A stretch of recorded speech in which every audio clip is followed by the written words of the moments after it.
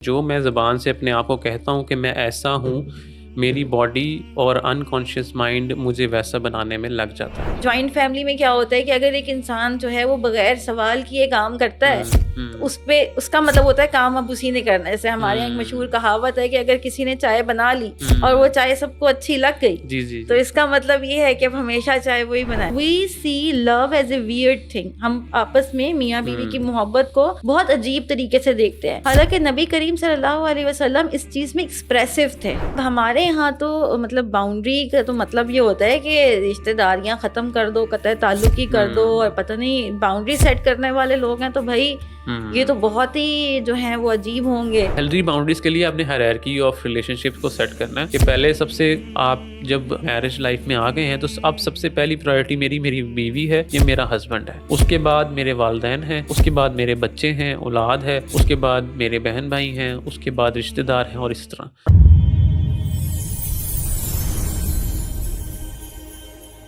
अस्सलाम वालेकुम, very warm welcome to जिंदगी रीसेट एंड रीबिल्ड। आज हमारी जो गुफ्तगू है उसका मौजू है एज ग्रुप 28 से 35। जिस तरह के हम लेके जा रहे हैं अपने इस सेशन को कंटेंट वाइज के पहले हमने बॉडी को देखा, आज इंशाल्लाह हमारी एपिसोड है माइंड के हवाले से। हमारे साथ आज मेहमान मौजूद हैं नुमान साहब। अस्सलाम वालेकुम नुमान। वालेकुम अस्सलाम वरहमतुल्लाहि वबरकातुहू। कैसी हैं फसिया आप? ठीक हैं? अल्हम्दुलिल्लाह ऑल गुड। और आज हम दोनों का जो मौजू है वो है हार्ट और हार्ट की सेहत, जो कि किसी भी मैरिड कपल के लिए किस तरीके से बरकरार रखनी है, किस तरीके से उसको देखना है, किस तरीके से उस पर काम करना है। इंशाल्लाह आज के दिन हम इस चीज़ को देखेंगे। शुरू करने से पहले मैं एक बात ज़रूर कहूँगी कि हर इंसान की इमोशनल नीड्स उसको ड्राइव करती हैं। और जब हम बात करते हैं इस्लामिक साइकोलॉजी की, तो आपका heart is the centre of education and not just the centre of education. यह आपकी इमोशनल नीड्स को फुलफिल करने में भी मदद देता है। जब हम बच्चे होते हैं, नाबालिग होते हैं, तो हमारी जज्बाती ज़रूरियात का ख्याल रखना हमारे वालिदैन की ज़िम्मेदारी होती है। लेकिन जब हम बालिग और आकिल हो जाते हैं तो अपनी इमोशनल नीड्स को फुलफिल करना हमारी ज़िम्मेदारी है। तो आज इसी ज़िम्मेदारी को ओन करते हुए कि हम अपने आप को हील करने के लिए, जिस तरह हम कहते हैं कि इस्लामिक पैराडाइम में हीलिंग रिलेशनशिप जो है वो प्रोवाइड करती है, तो उस नज़र से हम इस पूरी एपिसोड को समझने की कोशिश करेंगे। और आपके जो भी सवालात हों हम तक ज़रूर भेजिएगा। तो नुमान साहब, मेरा पहला सवाल आपसे बहुत ज़रूरी, जो कि बहुत ज़्यादा मैरिड कपल्स में हम देखते हैं कि 30s के बाद आदमी हो या औरत, हस्बैंड हो या वाइफ, उनके अंदर एक डिक्लाइन आना शुरू हो जाता है। सेल्फ निग्लेशन जो है वो शुरू कर देते हैं, खुद को निग्लेक्ट करते हैं और अपनी लाइफ में एक बोरियत, जिसको हम मिड लाइफ क्राइसिस भी कहते हैं, वो फील करना शुरू कर देते हैं। आखिर ये सब क्यों है, क्या है, इसको हम कैसे देखें? प्राइमरी रीज़न जो बेसिकली होती है वो ये है कि इंसान क्या करता है, सारी ज़िंदगी कोशिश करता है कि वो बिल्ड अप करे अपने घर वालों को, अपनी फैमिली को और अपने गिरदोनवा को। और सडनली वो एक दिन उठता है और उसको फील होता है कि during that time while building everything else they might have stopped building themselves. So वो उनको लगता है कि हमारी लाइफ स्टक हो गई है and I am not even taking care of myself or not achieving my personal goals.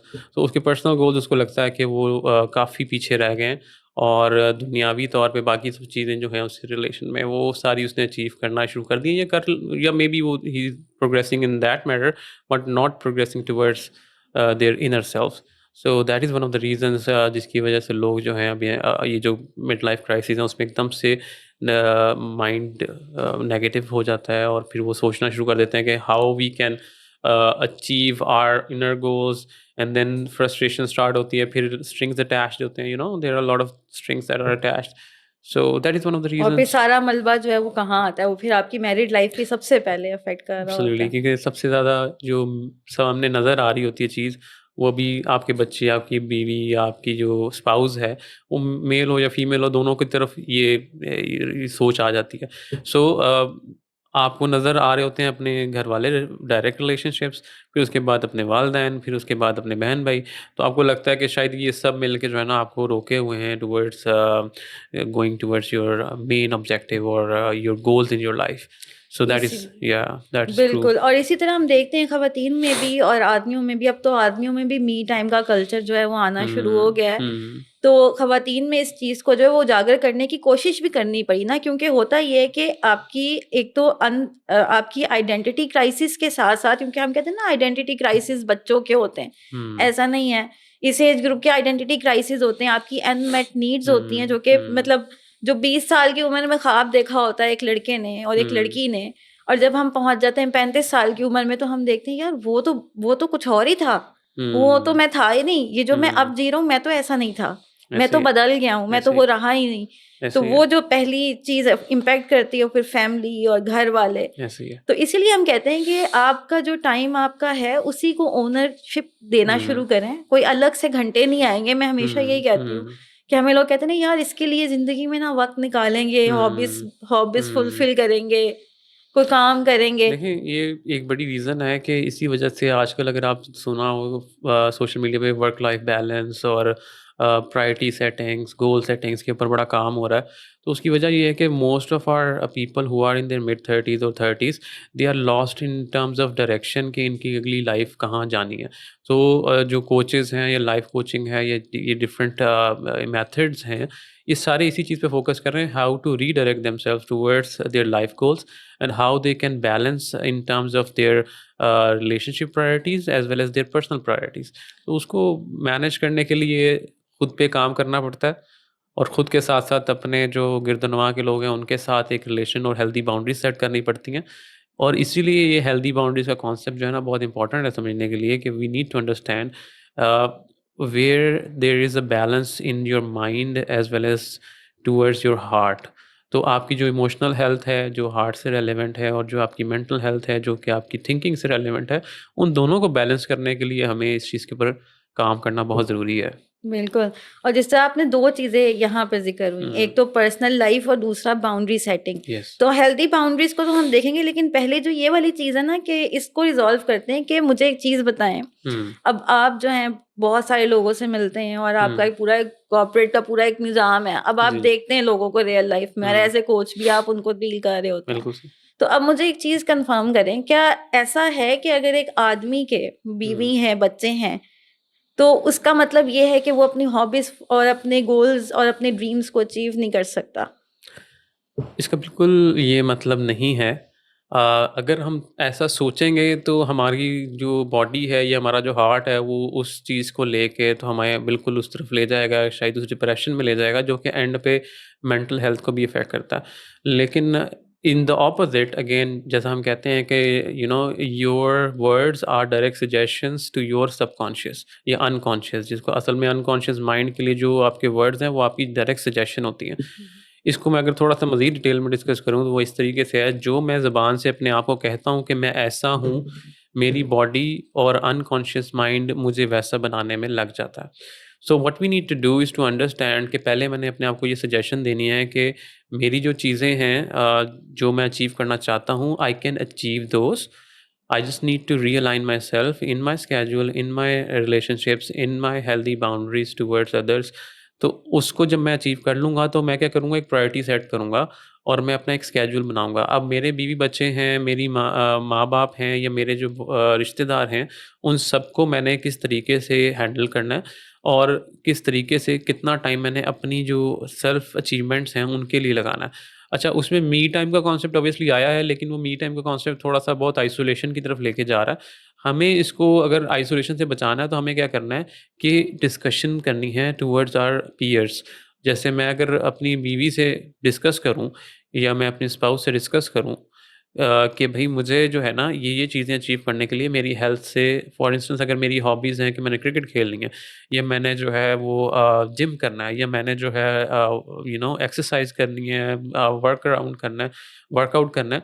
तो what I need to do is कि मैंने उसको अपने पूरे दिन के स्केड्यूल में अलाइन करवाना है अपने पीयर्स के साथ भी कि भई this is very important for me and you need to understand if you really help me achieve those goals, it will help me to be with you for a longer time, maybe for my health purposes or for my overall grooming purposes. तो उससे क्या होगा कि आप जब थोड़ा सा अपने लोगों से डिस्कस करते हैं अपने पर्सनल गोल्स के बारे में, तो डिस्कस करने से क्या होता है कि लोगों की भी एक्सपेक्टेशंस उस तरीके से अलाइन होती हैं। When you are not discussing और you are not telling other person these are my prime objectives और व्हाट आई एम थिंकिंग, तो क्या होता है कि दूसरे लोग फिर अपनी एक्सपेक्टेशंस को आपके साथ डिस्कस करते हैं और आप उनको एक्सेप्ट करना शुरू कर देते हैं। सो it's a two way street. तो दूसरे लोग भी आपके साथ जो डिस्कस कर रहे हैं, इसी तरह अगर मैं चाह रहा हूँ कि मेरी बीवी मुझे अंडरस्टैंड करे, तो मुझे भी चाहिए कि मैं अपनी वाइफ की भी चीज़ों को अंडरस्टैंड करूँ। हुँ, मुझे चाहिए कि मैं सोचूँ कि उसके पर्सनल ऑब्जेक्टिव्स क्या हैं, गोल्स क्या हैं and how I am supporting that part two make her feel satisfaction और फील अचीविंग समथिंग। तो वो चीज़ सेंस ऑफ अचीवमेंट अगर मैंने उनकी बिल्ड करनी है, तो मैंने अपनी भी इसी तरीके से बिल्ड करनी है। So we right. Have to वो कहते हैं ना कि ये 2 तस्वीर के ऐसे पार्ट्स होते हैं जिनको आपने सही डायरेक्शन में सही तरीके से जोड़ना है, तभी वो तस्वीर कंप्लीट होती है। बिल्कुल, सो आपने यानी वो जो डिफरेंसेस हैं वो फाइंड आउट करके और उनके ऊपर एक दूसरे को अलाइन करना होता यानी है। कि हम ये बात समझते हैं कि हुँ, मियाँ हो या बीवी हो, बच्चे हुँ, हों या आपकी पूरी एक फैमिली है, तो उसका मकसद ये नहीं है कि आप अपने गोल्स फुलफिल नहीं कर सकते। अगर हुँ, आपकी एक फैमिली है, आपके बच्चे हैं, आपके स्पाउस हैं, आप तब भी अपने गोल्स, अपनी हॉबीज़ को, अपने ड्रीम्स को अचीव कर सकते हैं। लेकिन वही बात है कि ये जो मी टाइम का कॉन्सेप्ट है, इसको समझने की ज़रूरत है कि आपका जो भी टाइम अल्लाह ने आपको लोग दिए हैं और उनके साथ आपको वक़्त दिया है, वो आपका ही है। उसको मैनेज इस तरीके से करना है कि वो टाइम आप सबके लिए टाइम फुल ये कंटेंटमेंट का टाइम बने, एक ऐसा टाइम हो जो कि आप सबको फुली मुकम्मल तौर पे इत्मीनान दे। और हुँ, वही बात कि जब एक बीवी अपने शौहर को उसके ड्रीम्स अचीव करने में सपोर्ट करती है और एक शौहर अपनी बीवी के ड्रीम्स को फुलफिल करने में सपोर्ट करता है, तो उससे जो आपकी फैमिली कल्चर है, जो फैमिली लाइफ है, वो अच्छी हो जाती है। क्योंकि मियाँ और बीवी रहना इन्होंने साथ ही होता है, ठीक है? चाहे वो हँसी-खुशी रहते हैं या लड़के रहते हैं। अब जब आपने एक-दूसरे के साथ एक इतने लंबे इतनी दिहाइयाँ गुज़ारनी है, so why not you guys support each other कि आप एक-दूसरे के साथ अच्छा टाइम गुज़ार लें। टाइम तो गुज़रना ही होता है। वही बात है जो हमारे बड़े जो है ना, वो बड़ी अच्छी बातें करते थे। तो जब नई-नई शादी होती है और आपको काम ज़्यादा करना पड़ता है, तो यूजुअली हमारे यहाँ तो बहुत अजीब-अजीब जो है वो मशवरे दिए जाते हैं। लेकिन मुझे एक सियाने ने ये मशवरा दिया कि देखो बेटा, तुमने काम तो करना ही है, तुमने खाना भी बनाना है, तुमने सब कुछ करना है, तो तुम खुश होके क्यों ना करो?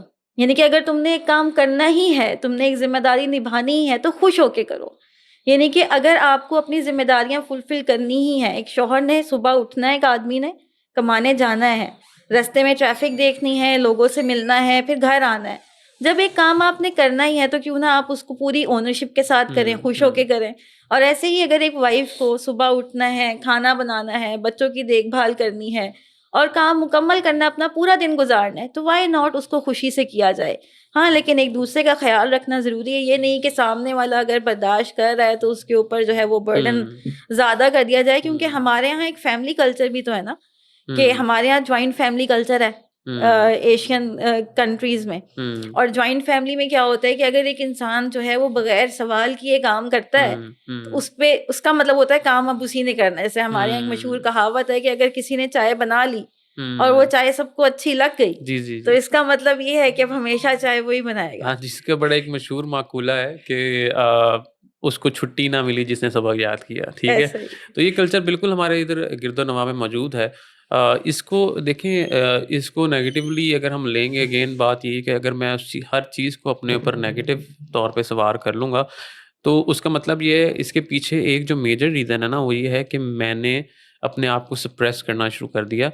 rather than to speak out towards my own personal और राइट्स, जो पर्सनल राइट्स मैं आपको कह रहा हूँ वो ये है कि अगर आप हर चीज़ को मिनोअन तस्लीम करते जाएंगे लोगों की, तो आपकी बकेट फिल होना शुरू हो जाएगी और एक टाइम आ गया वो बकेट जो है उसकी कैपेसिटी ख़त्म हो जाएगी और लेकिन आपको ये आदत नहीं है कि आप अगली चीज़ को डिनाई कर सकें या आप अगली चीज़ को हेल्दी तरीके से या एक खुश अखलाकी के तरीके से उसको डिनाई कर सकें कि माय बकेट इज़ ऑलरेडी अच्छा, फिल और ये मैं उसको मज़ीद फिल नहीं करना चाह रहा। अब जैसे अब आपने हुँ, ये बात की, हुँ, अब मुझे टेक्निकली बताएँ कि हुँ, एक बीवी शौहर को ये बात किस तरह से बताए कि उसको बुरा ना लगे। अब देखें, एक हम्म आदमी की साइकोलॉजी है, ठीक है, हम्म अब खवातीन की अपनी साइकोलॉजी है। खवातीन तो हम्म बस हर चीज बताना चाहती हैं, और वो हम्म ये नहीं कि वो बिला वजह बता रही होती हैं। हमारी हम्म सोसाइटी में खवातीन बहुत ओवरबर्डन है, राइट ठीक राइट है। अब अगर एक खातून अपने शौहर को बताना चाहती है कि भाई हम्म मैं प्रॉब्लम में हूँ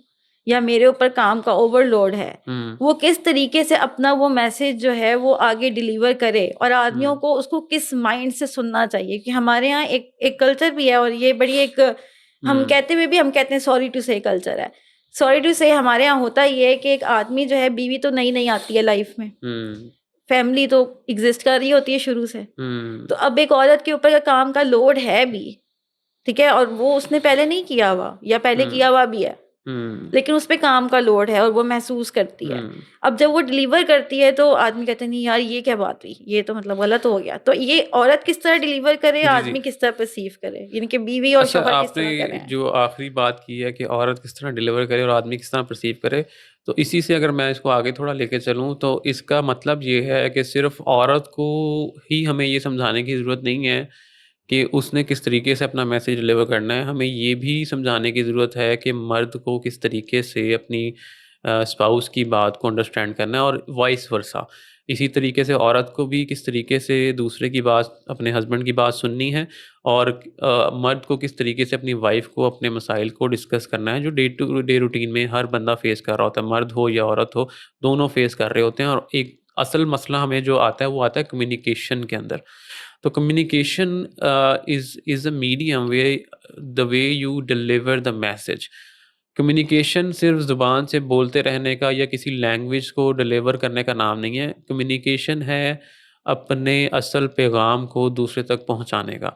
वो ज़ुबान से बोल के हो, वो एक्सप्रेशन से हो, वो किसी और मीडियम के थ्रू हो, जब आपका मैसेज डिलीवर हो जाता है तो आप अपनी बात को सही तरीके से कम्युनिकेट करने में कामयाब हो जाते हैं। तो फर्स्ट ऑफ ऑल हमें ये अंडरस्टैंड करना है कि इसमें मर्द की भी ज़िम्मेदारी है, इसमें औरत की भी ज़िम्मेदारी है। दोनों में से कोई एक भी इससे मावरा नहीं है, मतलब उससे they are not an exception in that matter. So what we need to understand, सबसे पहले कि मेरा जो स्पाउस है वो मर्द है। अगर बीवी है तो वो उसके लिए मर्द है, और मर्द के लिए ऑब्वियसली वो उसकी बीवी है। सो स्पाउस की जो इमोशनल अंडरस्टैंडिंग है और स्टेट है, उसको पहले रियलाइज़ करें। फॉर इंस्टेंस इसका मतलब ये है कि अगर इंसान बाहर की हसल-बसल से होके या अपने काम की हसल-बसल से होके घर वापस आया है, तो उस टाइम पे उसकी इमोशनल स्टेट बहुत वल्नरेबल होती है। और उस टाइम पे अगर हम उसको अपना मैसेज डिलीवर करना चाहेंगे, तो that is the weakest point जहाँ पे आप अपना मैसेज डिलीवर कर सकते हैं। तो औरत को ये अंदर अंडरस्टैंडिंग होनी चाहिए कि फ़र्स्ट ऑफ़ ऑल उसको स्ट्रेस फ्री माइंडसेट के साथ होना चाहिए। अपने मर्द मेक श्योर करे कि जब वो अपना ऐसा मैसेज डिलीवर करना चाह रही है जिसके थ्रू एक मर्द जिसको मे बी एक्सेप्ट ना करे या उस टाइम पे ट्रिगर हो जाए या उस टाइम पे उसको, तो उसको मेक श्योर करना है कि he is in a good state of mind where he is relaxed, he is having positive thoughts.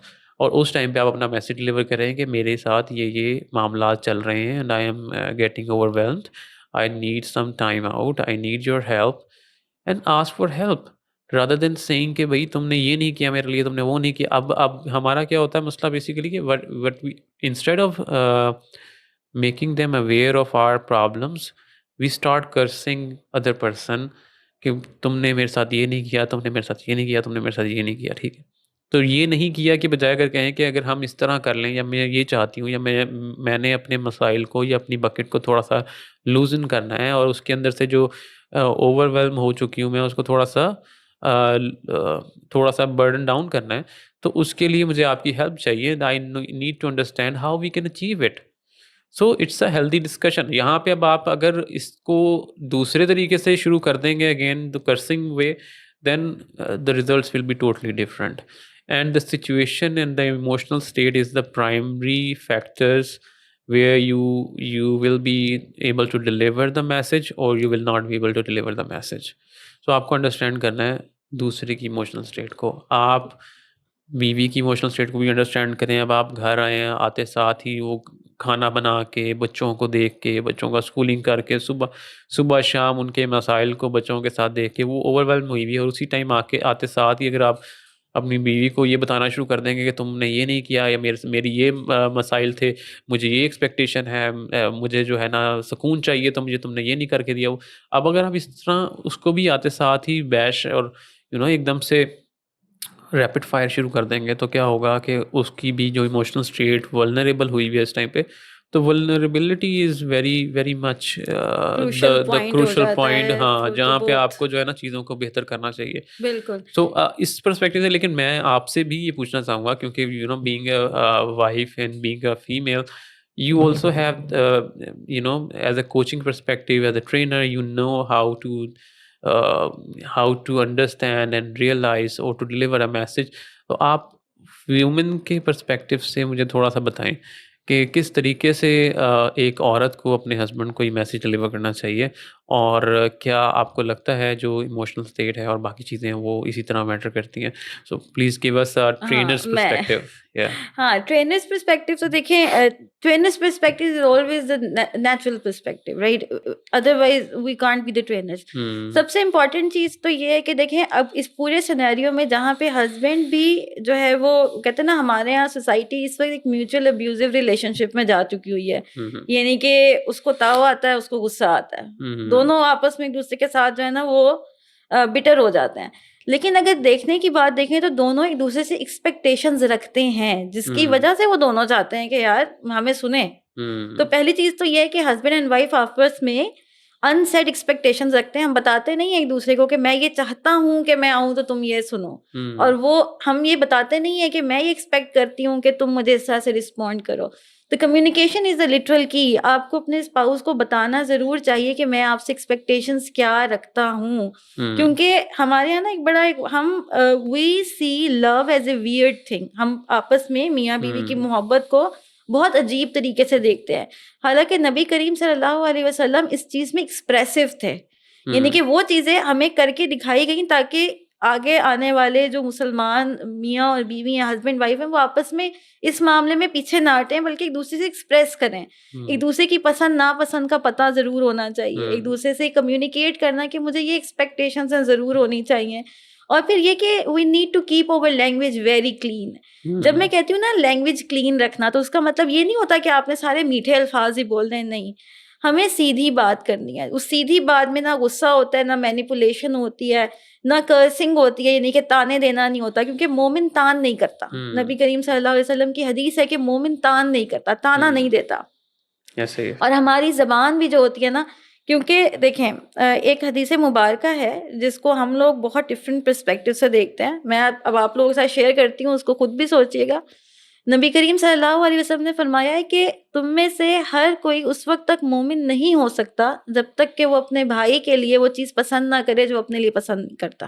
बेशक ऐसे ही। और तुम में से कोई उस वक्त तक मोमिन नहीं हो सकता जिसकी ज़बान और हाथ से दूसरा मुसलमान महफूज ना हो। बेशक ऐसे ही है। है ना?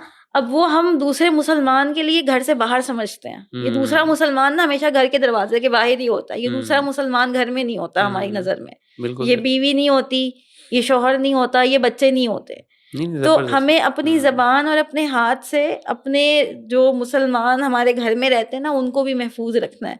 तो वो जो क्लीन लैंग्वेज है ना, वो यही है कि हमारी बात से कोई हर्ट ना हो, हमारा बच्चा हर्ट ना हो, हम्म। हमारा स्पाउस हर्ट ना हो, हमारे इर्द गिर्द के लोग हर्ट ना हो। तो this is something which is essential to understand के अपने ज़बान और हाथ को बड़ा महफूज रखने की ज़रूरत है। हम्म। फिर दूसरी चीज़ एक जो लैक है इस वक्त सोसाइटी में, हमें ये बात भी अंडरस्टैंड करने की ज़रूरत है कि मर्द और औरत की, हस्बैंड और वाइफ की, दोनों की डिफरेंट लव लैंग्वेज होती है। हर इंसान की लव लैंग्वेज डिफरेंट है। अब लव लैंग्वेज क्या होती है? हस्बैंड के लिए ये है कि भाई वो खाना टाइम पे प्रोवाइड करता है, रेंट पे करता है, कार संभल करता है, बाइक सेट करवाता है, बच्चों की फीसेस पे करता है, खाने के लिए ग्रॉसरी पे खर्च करता है, बीवी बच्चों के लिए शॉप करता है, कमाता है, पैसे बनाता है, लेकिन अपने पे खर्च नहीं करता, घर वालों पे खर्च करता है। ये एक उसकी लव लैंग्वेज है। औरतों की लव लैंग्वेज डिफरेंट होती है। हमारे यहाँ हम खाना वक्त पे बनाती हैं, हमें लगता है कि शायद ये बता रहा है कि हमें बहुत प्यार है और हमें बहुत अटेंशन है। हम कपड़े धो रही हैं, दिस इज समथिंग, हमें लगता है कि this is all love language. सुबह नाश्ते में हर एक के पराठे पे मुख्तलिफ ऑयल लगा होता है, क्योंकि हमें पता होता है कि हर कोई मुख्तलिफ मिजाज का है। हर एक के अंडे में नमक मिर्च डिफरेंट होती है. This is the love language जो औरतों की है. ऐसे ही हम औरतों को यही लगता है कि if we are doing so we are सही गिविंग ओवर बेस्ट, सही क्योंकि this is the language we show love. Hmm और ये हर एक की मुख्तलिफ है. आदमी की अलग है, राइट औरत राइट की अलग है. राइट अब आदमियों के लिए क्या है जो वो परसीव करते हैं वो हमें आइडिया नहीं होता, क्योंकि वो आदमियों को पता होता है ना कि वो अपनी तरफ से क्या कर रहे हैं. लेकिन for a women we need expression. हमें जबान से भी चाहिए. राइट खुद राइट हम अपने एक्शन से करती हैं, लेकिन रिस्पॉन्स हमें जबान से चाहिए होता है. और राइट आदमियों के लिए क्या ऐसे होता है? ऐसे ही आदमियों की जो लव लैंग्वेज होती है ना, what they believe, what they do, they really want to satisfy the other person by caring for them. ठीक है, आदमी के अंदर एक नेचुरल अल्लाह ताला ने जो रखी हुई एज ए कवाम, कि वो अपने घर वालों के लिए, अपनी फैमिली के लिए, अपनी वाइफ के लिए, अपने बच्चों के लिए बहुत केयरिंग होता है, और वो चाहता है कि उनकी नीड्स को फुलफ़िल करे, और उस नीड के अंदर उनकी जो है वो खाने की जैसे समता है, ग्रॉसरी भी करता है, वो शॉपिंग भी करता है, वो घर की जो मामलात हैं उनको भी देखता है.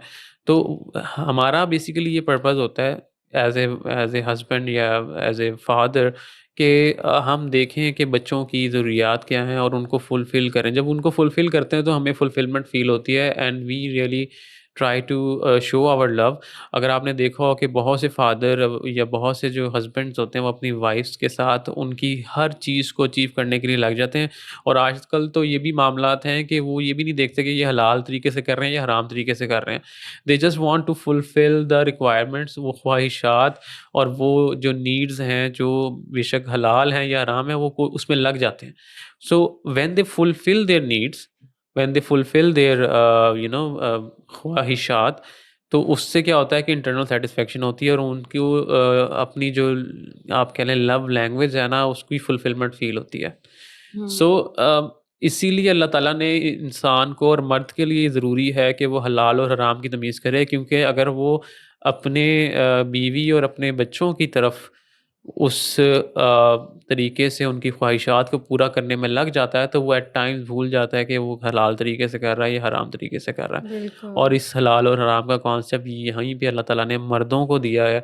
ज़्यादा उनकी ज़िम्मेदारी है एज़ ए कव्वाम कि वो मेक श्योर करें कि वो हर उस चीज़ को फुलफ़िल करें जो कि अल्लाह की तरफ से हलाल है और अल्लाह ताला ने उसके लिए कोई गुंजाइश रखी है.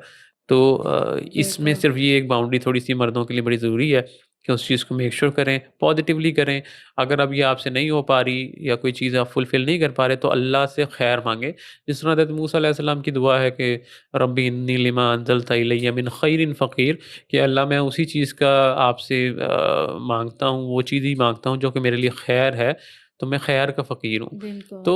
तो खैर वाली बात जो है ना वो होनी चाहिए. बाकी again fulfilling the requirements and expectations of their kids and their spouses is the love language of a बिल्कुल. husband or a father. और बिल्कुल यहाँ पे एक मतलब लम्हा फ़िक्रिया भी है इस चीज़ को सोचते हुए कि हम्म हमारे यहाँ इंसान, हम चाहते हैं बहुत करप्शन है, लोग हम्म जो हैं वो रिश्वत खाते हैं, लोग हराम खोरी करते हैं, ऐसे नाजायज़ तरीके से माल हड़प करते हैं. तो अगर हम देखें तो उसके पीछे कोई ना कोई फ़र्द होता है जो अपने घर वालों पे ही सारा कुछ स्पेंड कर देता है, हम्म और ये भी सोचता नहीं है कि वो जो माल मैं खर्च कर रहा हूँ वो मेरे जो अपनी औलाद है उसके गोश्त पोस्ट में हराम चीज़ ऐड कर रही है. ऐसे ही है. तो इतनी दूरअंदेशी हर मर्द और औरत में होनी चाहिए कि अगर हम हराम तरीके से हराम लुक़्मा अपनी औलाद को देंगे तो वो आगे जाके हमारे लिए कभी भी सदका जारिया नहीं बनेगा. बेशक. ये टोटल लॉस हो जाएगा हियर एंड हियर आफ्टर. हम्म तो बहुत बहुत कीमती बात. हम्म अच्छा, इन सब चीज़ों को साथ लेते हुए अगर देखें तो अम, मैं ये आपसे पूछना चाहूँगी, जैसे आपने पहले एक चीज़ का ज़िक्र किया वो था हेल्दी बाउंड्री. हम्म अच्छा, अब हमारे यहाँ तो मतलब बाउंड्री का तो मतलब ये होता है कि रिश्तेदारियाँ ख़त्म कर दो, क़त्अ ताल्लुक़ ही कर दो, और हम्म पता नहीं बाउंड्री सेट करने वाले लोग हैं तो भई ये हम्म तो बहुत ही जो हैं वो अजीब होंगे. तो मैं हमेशा, हालाँकि हम ये बात कहते हैं कि boundary is to beautify the relationships, yes. Not to destruct the relationships. अब जब बाउंड्री आती है तो अब यहाँ पे हम स्पाउस की बात कर रहे हैं, ठीक है, बच्चों की बात कर रहे हैं. तो क्या मियाँ बीवी में भी बाउंड्रीज होती हैं? जो हमारे यहाँ एक बहुत कल्चर है कि मियाँ बीवी में भी बाउंड्रीज होनी चाहिए. देखें सबसे पहले तो मैं ये कहना चाहूँगा कि बाउंड्री सेटिंग के लिए आपको पहले क्या अंडरस्टैंड करना है, पहले ना हायरार्की ऑफ रिलेशनशिप अंडरस्टैंड करनी है। जो हायरार्की ऑफ रिलेशनशिप है ना, उसमें सबसे पहला जो रिलेशन अल्लाह ताला ने बिल्ड किया वो हस्बैंड और वाइफ का है, राइट? उसके बाद उन हज़रत आदम और हज़रत हव्वा एक मियाँ बीवी के तौर पे इस दुनिया में आए। उसके बाद वो माँ-बाप बने और उसके बाद फिर बहन-भाई उनके और डिफरेंट रिलेशनशिप बिल्ड होना शुरू हुए। तो यही तरीक़ेकार है बाउंड्री सेटिंग का भी, कि सबसे पहले आपको आदम को ये रियलाइज़ करना है कि वो अब उसकी पर्सनल ज़िम्मेदारियाँ टुवर्ड्स अल्लाह ताला क्या हैं। तो जब अल्लाह ताला की तरफ जो ज़िम्मेदारियाँ वो अंडरस्टैंड कर लेता है, तो उसी के अंदर वो अपनी गोल्स को और अपनी ख्वाहिशात को जो है वो फिक्स इन करे, रादर दैन कि अपनी हर उल्टी-सीधी ख्वाहिश को जो है ना वो समझे कि इसके लिए मैंने अपनी बाउंड्री सेटअप करनी है। तो बाउंड्री सेटअप करने के लिए सबसे पहले हमने ये देखना है क्या वो अल्लाह ताला की जो गिवन रिस्पॉन्सिबिलिटीज़ हैं इंसान के ऊपर, उनके अंदर फ़ॉल कर रहा है या नहीं कर रहा। तो सबसे पहली तो इम्पोर्टेंट चीज़ है, आपने अल्लाह ताला को और उसकी गिवन रिस्पॉन्सिबिलिटीज़ को सामने रखना है। उसके बाद आप देखें अपनी वाइफ़ के साथ बाउंड्री क्या सेट कर सकते हैं। जब आप अपनी वाइफ़ और मतलब स्पाउस आपस में एक-दूसरे के लिए लिबास के तौर पे हैं, तो उसमें कोई चीज़ छुपी नहीं होती। तो उसमें बाउंड्रीज़ सेट करना, मेरा नहीं ख़्याल कोई सेन बंदा जो है ना वो अपनी बीवी के साथ भी बाउंड्री सेट करेगा।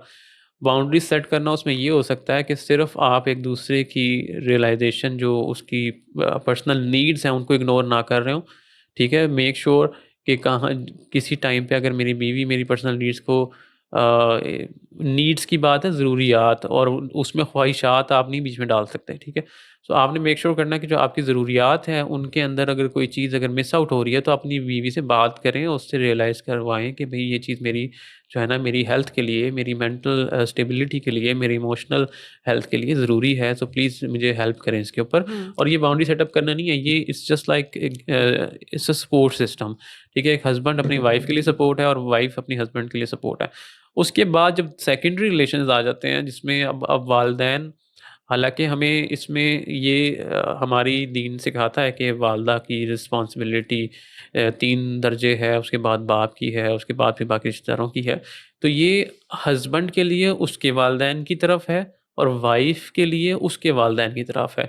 तो इसमें आपने ये बाउंड्री जो सेटअप करनी है, उसमें रियलाइज़ करना है कि औरत मेरे वालिदैन के लिए वो 3 दर्जा नहीं है उसके लिए, जो अल्लाह ताला के नबी सल्लल्लाहु अलैहि वसल्लम ने फरमाया कि 3 दर्जा का हक है तुम्हारी माँ पे, वो मेरे लिए है ना। तो मुझे अपने माँ को और बाप को उस तरीके से रियलाइज़ उनकी खिदमत करनी है, उनकी रिस्पॉन्सिबिलिटीज़ लेनी है और उनको जो भी रिक्वायरमेंट्स हैं उनको फुलफ़िल करना है। और मैंने ये मेक श्योर करना है कि ये चीज़ मेरे फैमिली को भी रियलाइज़ हो, मेरी वाइफ़ को भी रियलाइज़ेशन हो कि वो अपनी ज़िम्मेदारियाँ उस ज़ुमरे में आके फुलफ़िल करती रहे। तो हेल्दी बाउंड्रीज़ के लिए आपने हायरार्की ऑफ रिलेशनशिप्स को सेट करना है कि पहले सबसे आप जब मैरिज लाइफ़ में आ गए हैं, तो अब सबसे पहली प्रायोरिटी मेरी बीवी है या मेरा हस्बैंड है। उसके बाद मेरे वालिदैन हैं, उसके बाद मेरे बच्चे हैं, औलाद है, उसके बाद मेरे बहन-भाई हैं, उसके बाद रिश्तेदार हैं और इस तरह।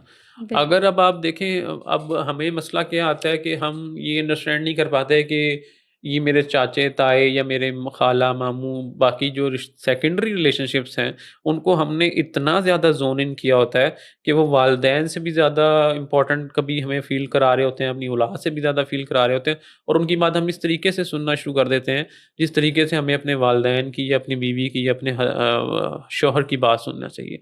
सो और boundary husband setting. And wife तो फिर एक दूसरे को कल्प्रिट लगते हैं ना, मतलब या तो वाइफ हुँ, जो है वो इतना ज्यादा जो है अपने घर वालों या हुँ, रिश्तेदारों या अपने दूर दराज के जानने वालों से इन्फ्लुएंस हो जाती है कि उस बात को हुँ, अपना शौहर जो है वो एक क्रिमिनल लग रहा होता है और शौहर कभी कभी ऐसे ही। इतना ज्यादा जो है वो बातों में जो है वो गुम हो जाता है कि उसको हुँ। लगता है कि शायद मेरी बीवी ही एक दुनिया में सबसे गलत चीज जो है वो फिट होगी है घर के अंदर। देखिए, जब आप ये हायरार्की ऑफ रिलेशनशिप समझ जाएँगे ना, तो आप प्रायोरिटी सेटिंग समझ जाएँगे और उस प्रायोरिटी के लिहाज से वो मेरा सर्कल जो पहला मेरा सर्कल है, वो मेरी बीवी के साथ है, उस सर्कल के अंदर कोई भी नहीं है। दूसरा सर्कल मेरे वालिदैन के साथ है, फिर मेरे औलाद के साथ है, फिर तो ये बाउंड्री सेटिंग होती है जो आपके आपके जो एनवायरनमेंट को डिफ़ाइन करती है और आपकी बाउंड्रीज़ को और आपकी जो रिलेशनशिप्स को डिफ़ाइन करती है। इसमें कहीं पे भी किसी से कतई ताल्लुक ही नहीं होती, लेकिन हर बंदे को उसकी जगह पे रखना है। बिल्कुल। हर रिलेशनशिप को उसकी जगह पे रखना है। इसमें दोस्त आपके आ जाते हैं, इसमें आपके हैंग आउट्स, जो दोस्तों के हैंगआउट्स। साथ हैंग आउट, हमारे तो यहाँ तो मतलब कहते हैं ना, बीवियां अक्सर ये शिकायत आती है हम्म कि मेरे साथ वक्त कम स्पेंड होता है हम्म लेकिन फ्रेंड्स के साथ ज्यादा होता है, क्योंकि अच्छा, सारी रात इसमें दोस्तों के बिल्कुल साथ बाहर ये है। पॉइंट अगर मैं आपसे थोड़ा सा डिस्कस करूँ, उसमें होता क्या है कि मेजरली शादी से पहले मैं अगर 50% टाइम दे रहा हूँ अपने दोस्तों को, 50% टाइम दे रहा हूँ अपने घर वालों को, अब शादी के बाद एक रिलेशनशिप मेरा ऐड हो गया जिसको मुझे अब 50% से ज़्यादा टाइम देना है, to build it, to nurture it, to take it to the longer. मेरे पूरी ज़िंदगी का वो साथी है, तो उसको मैंने अपने साथ लेना है।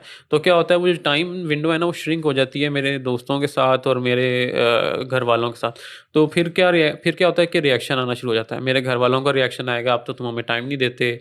मेरे दोस्तों का आएगा कि अब तुम यार, तू थानू मिलता ही नहीं है, पता नहीं किथे रहना है तू, ठीक है, बूढ़ी थल्ले लग गए हैं, वो सारा हाँ, कुछ हो गया। लेकिन इस चीज़ के अंदर जो दोस्त हैं या जो रिलेशंस हैं, आपके वालिदैन हैं या आपके रिश्तेदार हैं, उनको ये अंडरस्टैंड करने की बहुत ज़रूरत है कि इसके पास एक नई रिस्पॉन्सिबिलिटी आई है और इसने उसको टाइम देना है टू नर्चर द रिलेशनशिप। उस रिलेशनशिप को मैच्योर करने के लिए इसको टाइम दरकार है। और उसमें होता यही है, जिस तरीके से मैंने एक मिसाल दी थी कि घर बनाते हुए आपको जो है ना, पहला साल लगता है उसको ग्रे स्ट्रक्चर बनाने में, दूसरा साल लगता है फिनिशिंग में, तीसरा साल तक वो आपका रेडी हो जाता है रहने के लिए। तो 3 5 साल लगते हैं उस रिलेशनशिप को बिल्ड करने के लिए, हस्बैंड और वाइफ को। तो उस टाइम पे हमारे फैमिलीज़ को और हमारी जो रिलेशंस हैं या दोस्त अहबाब हैं, उनको इस चीज़ को सपोर्ट करना चाहिए कि yes, you need more time with your wife, you need more time with your husband, इसके रादर लिए देन स्पीकिंग टू उसमें ये दोनों तरफ से है। दोस्त का मतलब दोस्तों का होता है कि ये शौहर को लेके भाग जाएँ, और घर वालों का होता है कि बस हम अपनी बेटी से ना रोज़ाना बात करते रहें, उसके साथ सारा दिन टाइम, मतलब उस सारा दिन कॉल्स पे लगे रहते हैं, सारा दिन व्हाट्सएप चल रहा था। तो उससे क्या होता है कि जो मेजर टाइम पोर्शन उसने अपने स्पाउस को या अपने नए रिलेशन को देना था, वो फिर खत्म हो जाता और है। इस वक्त हमारे यहाँ तो ट्रेजेडी है ना ये, कि हुँ, ये बातें ना लड़कों को सिखाई जाती हैं और ना हुँ, लड़कियों को सिखाई जाती है। और जब एब्सोल्युटली, बाद में शादी हो जाती है तो बल्कि बाज़ मुश्किल औक़ात पैदा की लड़के, जाती है। हाँ। बिल्कुल, और बाज़ औक़ात होता ये है कि शादी के बाद लड़के जो होते हैं वो हुँ, या तो दोस्तों के इन्फ्लुएंस में आ जाते हैं, हुँ, या कोई बीवी की जो है उसको अंडरस्टैंडिंग हो जाती है, वरना हुँ, कोई फैमिली के इन्फ्लुएंस में आ जाता है, या कोई अपनी लाइफ इसी ऐसे मोमेंटम पे गुजारते रहते हैं। और फिर जब हम पहुंचते हैं ना इस एज ग्रुप में जिसको आज हम डिस्कस कर रहे हैं, फिर हम कहते हैं यार मैं मिड लाइफ क्राइसिस में हूँ, सब कुछ कर लिया लेकिन खुशी नहीं है। क्योंकि देखें, कुरान में ना जुल्म की एक डेफिनेशन है। हुँ, कुरान की डेफिनेशन के मुताबिक जुल्म है किसी चीज को उसकी सही जगह पे ना रखना। और जब भी आप जुल्म करते हैं ना, आपके अंदर एम्प्टीनेस हो जाती है, ऐसे ही। और वो एम्प्टीनेस आप पे करते हैं, फिर उसकी पे और करते हैं इसके आप उसको। साथ-साथ गिल्ट आ जाता है। देखें, अब बजाय इसके कि वो ये रियलाइज़ करे कि मैं सही कर रहा हूँ और मैं अपनी मनहज पे चल रहा हूँ, अपनी बीवी को टाइम देके, उसके अंदर गिल्ट आना शुरू होता है कि उसने अपने वालिदैन को टाइम कम देना शुरू कर दिया, अपने दोस्तों को टाइम कम देना शुरू कर दिया, अपने रिश्तेदारों को या कज़न्स को टाइम कम देना शुरू कर दिया। उसके अंदर एक गिल्ट आना शुरू हो जाता है, और सोसाइटी इतना ज़्यादा पुश करती है आपको इस तरफ कि आपको लिटरली अच्छे खासे सेन बंदे को भी लगता है कि वो यार गलत कर रहा है शायद। हालाँकि अल्लाह ताला और रसूलुल्लाह सल्लल्लाहु अलैहि वसल्लम की तालीमात के मुताबिक, रसूलुल्लाह सल्लल्लाहु अलैहि वसल्लम ने किसी जंग पे भी जाते हुए या किसी सफ़र पे भी जाते हुए अपनी फैमिली में से किसी न किसी को साथ रखा होता था। अज़वाज में से किसी न किसी ज़ौजा को साथ रखा होता था, और वो उस लम्हे में भी अपनी फैमिली टाइम को लेट गो नहीं करते थे। अब आप ये इस चीज़ से रियलाइज़ करें कि कितना इम्पोर्टेंट है फैमिली को टाइम देना, कि नबी पाक सल्लल्लाहु अलैहि वसल्लम अल्लाह के दीन के लिए एक जंग पे जा रहे हैं या एक सफ़र पे जा रहे हैं, और अपनी अज़वाज में से किसी को साथ लेके ज़रूर जा रहे हैं। तो ये बिल्कुल। चीज़ हमें रियलाइज़ करनी है कि after family and before family you can't expect the same time level, कि आप इतना ही टाइम मुझे पहले भी दे रहे थे, अब भी आप उतना ही टाइम दें, नहीं तो आप मेरे दोस्त नहीं हैं, नहीं तो आप मेरे बेटे नहीं हैं, नहीं तो आप मेरे कज़न नहीं हैं, नहीं तो आप मेरे भांजे नहीं हैं, भतीजे नहीं हैं। तो बिल्कुल। यू हैव टू रियलाइज़ कि something very massive has changed in other persons life. एक इतनी बड़ी रिस्पॉन्सिबिलिटी है कि उसको हैंडल करने के लिए दे नीड मोर टाइम। ये इसी बिल्कुल। तरीके से है जैसे मैं कहूँ कि अब मैंने मास्टर्स कर लिया और अब मैं पीएचडी में जा रहा हूँ, और मैं एक्सपेक्ट कर रहा हूँ कि या पीएचडी का स्टूडेंट बन गया और अब इसको तो पढ़ने की ज़रूरत ही नहीं है। समझ रहे हैं बात को? तो ये तो इसी तरीके से है ना कि आप किसी को बड़े हायर स्टडीज़ के लिए भेज रहे हैं और चाह रहे हैं कि वो टाइम भी ना दे स्टडीज़ को। अच्छा, हम जॉब के लिए जब जॉइन करवाते हैं ना हुँ। लड़कों को, तो उधर बड़ी समझ आती है कि पहले 6 महीने सिर्फ डेडिकेशन से काम करेंगे, हाँ, तुम बेटा तो काम फिर करो, जाके जो मर्ज़ी कर लो, हाँ, तुम सारा-सारा दिन वहाँ रहो, वो सब खुश ठीक होते है? तो हैं। सब एक्सेप्ट कर लेंगे उस चीज़ को। हाँ, लेकिन इसी शादी तरीके के से बाद 6 महीने एक्सपेक्ट नहीं करेंगे कि वो अपना इन्वेस्ट कर दे टाइम और अपनी। जिसके लिए आपने तैयारी भी नहीं करवाई होती। जज़ाकल्लाह खैर नुमान साहब, thank you so much for the answer. आप लोगों ने बहुत सारी चीज़ें आज सुनी होंगी, बहुत सारी चीज़ें समझने की कोशिश की होगी। मैं उम्मीद ये करती हूँ कि हमारे हर एपिसोड से आप लोग अपने करने के काम ज़रूर अलग कर लें। उन चीज़ों को ज़रूर नोट डाउन करें जो आपकी ज़िंदगी में आपको ऐड कर लेनी चाहिए। कौन-सी चीज़ें निकालनी हैं, कौन-सी ऐड करनी है। बचपन में सीखे सारे मैथ से अगर आप सिर्फ़ यही सीख लें ना कि ज़िंदगी में कौन-सी चीज़ें कांस्टेंट हैं और कौन-सी चीज़ें वेरिएबल्स हैं, तो हमारी ज़िंदगी बहुत आसान हो जाए। विद दैट नोट इंशाल्लाह सी यू गाइज़ इंशाल्लाह इन नेक्स्ट एपिसोड, जिसमें हम लोग बॉडी को जो है अपना सब्जेक्ट लेंगे when it comes to the husband and wife and the marriage couple. See you all इंशाल्लाह, this is me Fasia Khan signing out. Don't forget to watch over Zindagi reset and rebuild eight